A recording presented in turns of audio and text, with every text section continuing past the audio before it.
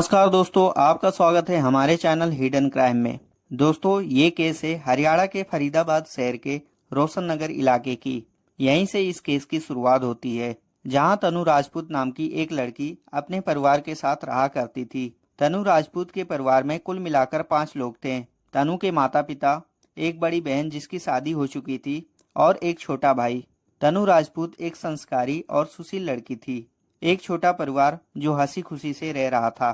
साल 2023 के जून महीने में तनु की शादी फरीदाबाद के रोशन नगर के अगवानपुर में रहने वाले अरुण नाम के लड़के से हो जाती है। अरुण एक निजी कंपनी में काम करता था और उसका परिवार काफी सामान्य था।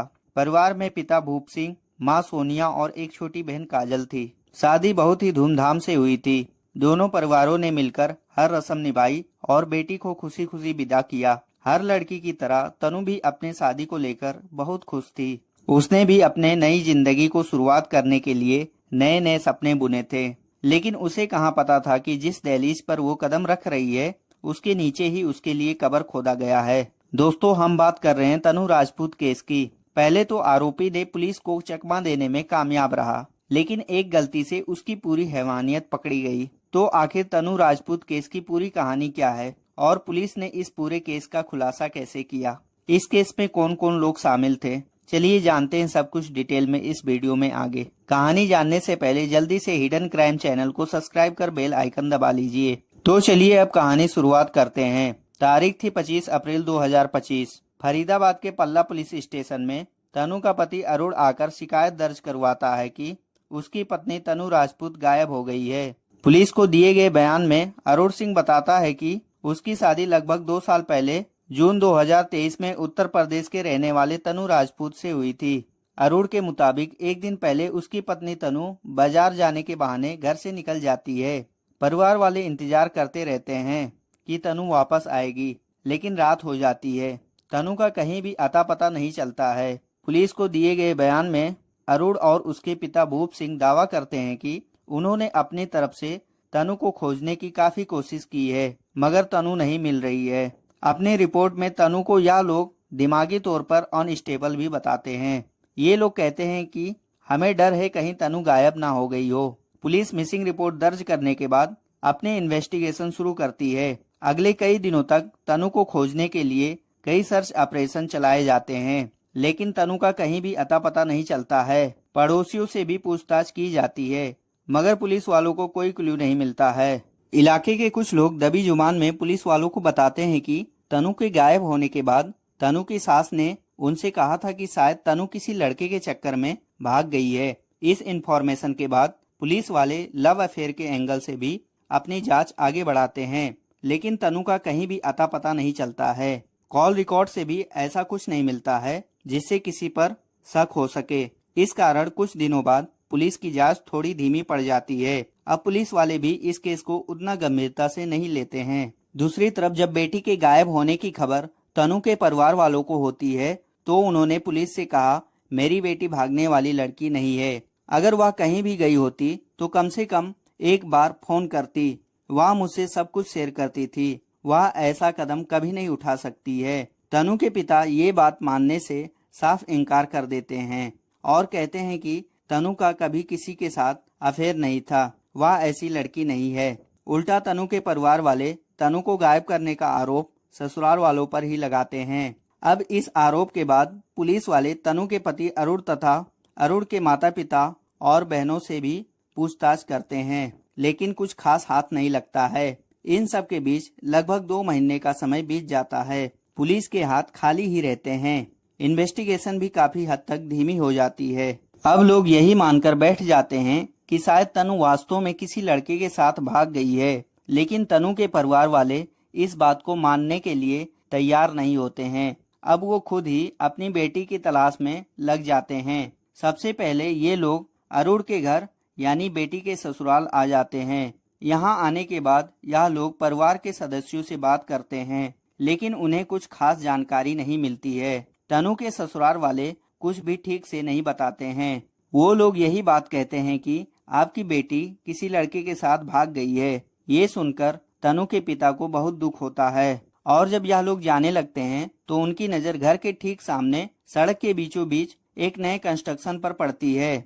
जब इस बारे में लोग जानकारी लेते हैं तो कहा जाता है कि कुछ महीने पहले ही इस गड्ढे को घर से निकलने वाले गंदे पानी को स्टोर करने के लिए बनवाया गया था। यहाँ पर तनु के पिता को डाउट होता है और दाल में कुछ काला नजर आता है। दरअसल अरुण का घर ऐसी लोकेशन पर था जहाँ घर से निकलने वाले गंदे पानी के सप्लाई के लिए पहले से ही उचित व्यवस्था थी। ऐसे में नया सेप्टिक टैंक बनवाने की बात समझ से बाहर थी। अब यह लोग वापस स्थानीय पुलिस स्टेशन में जाकर कहते हैं कि उन्होंने घर के सामने नया सेप्टिक टैंक देखा है, जिसकी वास्तव में जरूरत महसूस नहीं होती है। जानकारी के मुताबिक यह सेप्टिक टैंक भी 2 महीना पहले ही बनवाया गया है। दूसरी ओर तनु को गायब हुए भी लगभग 2 ही महीने हुए हैं। इस कारण परिवार वाले शक जताते हैं कि कहीं तनु को ठिकाने लगाने के लिए ही तो यह सेप्टिक टैंक नहीं बनवाया गया है। परिवार वालों को पहले से ही शक था, लेकिन ये सेप्टिक टैंक देखने के बाद इनका शक यकीन में बदल जाता है। शुरुआत में पुलिस थोड़ी टाल मटोल करती रही, लेकिन जब मोहल्ले वालों के बयान सामने आए और जब तनु के पिता जोर देकर खुदाई की मांग की तो पुलिस ने जेसीबी मंगवाया और उस सेप्टिक टैंक को तुड़वाते हैं। और जब खुदाई शुरू हुई तो वह सच बाहर आ गया जो 2 महीने से जमीन में दफनाया गया था। उस गड्ढे में तनु की लाश मिलती है। शरीर पूरी तरह गल चुका था, पहचानना तक मुश्किल था, लेकिन कलाई की चूड़ियां और पहने हुए कपड़ों से उसकी शिनाख्त की गई। अब पुलिस ने सबसे पहले तनु के ससुर भूप सिंह को गिरफ्तार किया। उसे हिरासत में लेकर पूछताछ शुरू की गई और बाकी लोगों के बारे में जानने की कोशिश की गई। वह सच बताना शुरू कर देता है, एक ऐसा सच जिसे सुनकर हर कोई शौक रह जाता है। भूप सिंह स्वीकार कर लेता है कि उसने ही अपनी बहू तनु राजपूत की हत्या करके उसे सेप्टिक टैंक में दफन कर दिया था। इस पूछताछ के बाद पुलिस की ओर से बताया जाता है कि हत्या का कारण दहेज था, लेकिन कुछ जानकारी के मुताबिक तनु के ससुर भूप सिंह की गंदी नजर अपने बहू पर थी। वो अपने बहू को हमेशा गंदी नजर से देखता है, लेकिन इस केस में मेन मोटिव दहेज का ही था। वहीं शादी में भी तनु के परिवार वाले की ओर से अरुण को अच्छा खासा दहेज दिया गया था। इसके बावजूद शादी के कुछ ही समय बाद ससुराल वाले तनु पर परिवार वालों से और ज्यादा पैसे और गहने मांगने का दबाव बनाने लगते हैं। तनु को मानसिक और शारीरिक रूप से परेशान किया जाने लगता है। इस कारण तनु और अरुण के बीच काफी तनाव भी बढ़ जाता है। बात यहाँ तक बिगड़ जाती है कि तनु ससुराल से निकलकर अगले कई महीनों के लिए अपने माता पिता के घर रहने के लिए चली जाती है। लगभग 1 साल तक तनु अपने माता पिता के साथ ही रहती है। इसी बीच तनु के पिताजी सोचते हैं इस तरह बेटी को मायके में रखना ठीक नहीं होता है। वो भूप सिंह से बातचीत करके मामले को सुलझा देते हैं और फिर तनु वापस अपने ससुराल रहने चली जाती है। तनु के पिता के मुताबिक एक समय बाद ससुराल में एक बार फिर से तनु को परेशान किया जाने लगता है। जब तनु के ससुराल वालों को लगने लगता है कि वह दहेज नहीं लेकर आएगी, तब यह लोग तनु को खत्म करने का खौफनाक प्लान बनाते हैं। उससे भी खौफनाक प्लान तनु को ठिकाने लगाने का बनाया जाता है। ये लोग तनु को टॉर्चर करते थे और उसे अपने मायके में बात भी नहीं करने देते हैं। पुलिस की ओर से दी गई जानकारी के अनुसार तनु को खत्म करने के लिए फाइनल साजिश 15 अप्रैल 2025 को रची जाती है। इस साजिश में तनु का पति अरुण, ससुर भूप सिंह और सास शामिल होते हैं। सब कुछ फाइनल होने के बाद तय होता है कि 21 से 22 अप्रैल की रात तनु की हत्या की जाएगी। यह तारीख इसलिए चुनी गई थी क्योंकि उस रात तनु की सास को एक रिश्तेदार के शादी में जाना था। दूसरी तरफ मोहल्ले में भी उसी रात एक शादी थी। सभी लोग शादी में बिजी रहेंगे, इस कारण किसी को शक भी नहीं होगा और आसानी से यह लोग तनु को खत्म करने के बाद उसके शव को ठिकाने भी लगा देंगे। पहले ही यह लोग तय कर लेते हैं कि तनु के शव को सेप्टिक टैंक बनाकर उसी में दफना दिया जाएगा ताकि किसी को भनक तक ना लगे। इसके बाद घर के ठीक सामने एक बड़ा सा गड्ढा भी खुदवा दिया जाता है। आसपास के लोग जब इस गड्ढे के बारे में पूछते हैं तो उन्हें बताया जाता है कि सेप्टिक टैंक के तौर पर इस्तेमाल करने के लिए इसे बनवाया जा रहा है। ये लोग उस गली का रास्ता भी कुछ दिनों तक आने जाने के लिए ब्लॉक कर देते हैं। प्लान के मुताबिक 21 अप्रैल 2025 की शाम को अरुण की मां शादी में चली जाती है। अरुण रात में अपनी ड्यूटी पर चला जाता है। अब घर में सिर्फ अरुण की बहन और अरुण के पिता भूप सिंह रहते हैं। रात में तनु अपनी ननद के साथ खाना खाती है और फिर ग्राउंड फ्लोर पर आकर अपने कमरे में सोने चली जाती है। वहीं ननद भी दूसरे कमरे में सोने चली जाती है। पुलिस के सामने किए गए खुलासे के मुताबिक जब रात काफी ज्यादा हो जाती है तब भूप सिंह अपने कमरे से निकलकर दबे पांव बहू के कमरे में प्रवेश करते हैं। परिवार वालों ने साजिश के तहत पहले ही तनु के खाने में नींद की दवाइयां मिला दी थी। इस कारण वह लगभग बेसुध होकर सो रही थी। उसे भूप सिंह को कमरे में आने का भी भनक नहीं लगता है। हैवानियत और मर्यादा की सभी सीमाओं को पार करते हुए भूप सिंह पहले तो अपनी बहू की इज्जत लूटता है और इसी दौरान तनु की नींद टूट जाती है। वह चीखने चिल्लाने लगती है, खुद को बचाने की कोशिश करने लगती है। लेकिन जब इंसान शैतान बन जाए तो उसके आगे किसी की चीख और किसी की मजबूरी नहीं चलती। इसके बाद जब इस दरिंदगी से मन भर जाता है तो उसने वहीं पास में रखे दुपट्टे से बहू का गला घोट देता है। जब भूप सिंह को बहू की मौत का यकीन हो जाता है तब वह पहले घर के बाहर आकर हालात का जायजा लेता है। जब उसे यकीन हो जाता है कि आसपास कोई भी नहीं है, पूरा मोहल्ला एकदम सन्नाटा है, तब वहीं बड़ी सावधानी से तनु के शव को उठाकर सेप्टिक टैंक में लगभग 10 फीट नीचे उतार देता है।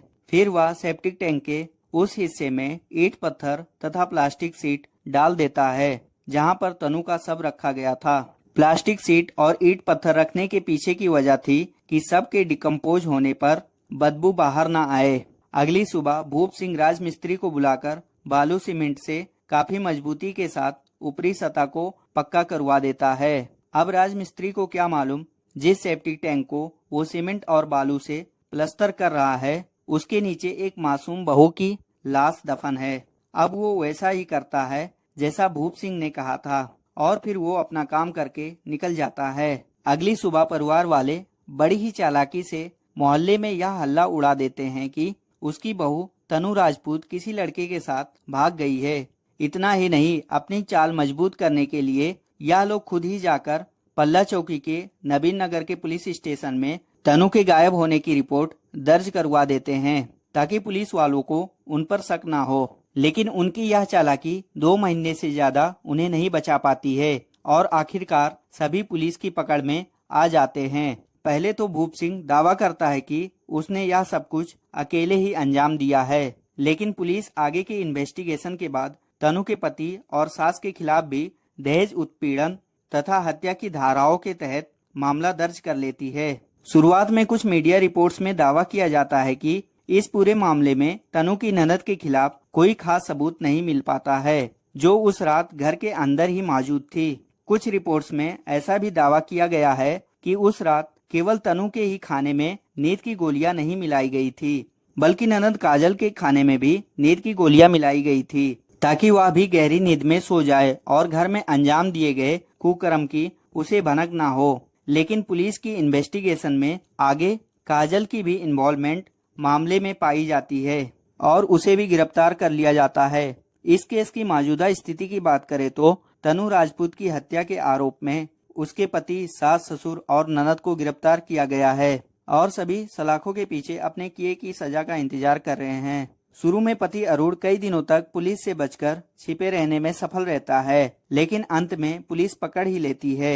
यहीं तनु की माता पिता की बात करें तो उनका रो रो कर बुरा हाल है। उन्होंने बेटी की हत्या पर न्याय की मांग की है। कोर्ट के अनुसार यह मामला न सिर्फ घरेलू हिंसा और महिला सुरक्षा पर गंभीर सवाल उठाता है, बल्कि यह भी दिखाता है कि अपराधी किस तरह से योजनाबद्ध तरीके से अपराध को छिपाने की कोशिश करते हैं। वैसे तो आरोपियों के खिलाफ सजा अदालत तय करेगी, लेकिन आपको मौका दिया जाए तो आप ऐसे लोगों को क्या सजा देंगे? कमेंट बॉक्स में जरूर बताइए। अगर आपको हमारी मेहनत पसंद आई हो तो इस वीडियो को लाइक करते हुए शेयर भी करें। अगर आपने अब तक हिडन क्राइम चैनल को सब्सक्राइब नहीं किया है तो जल्द से चैनल सब्सक्राइब करते हुए बेल आइकन भी दबा लें। क्राइम की दुनिया से जुड़ी ऐसी ही कहानियों के लिए हमारे साथ लगातार जुड़े रहें। धन्यवाद।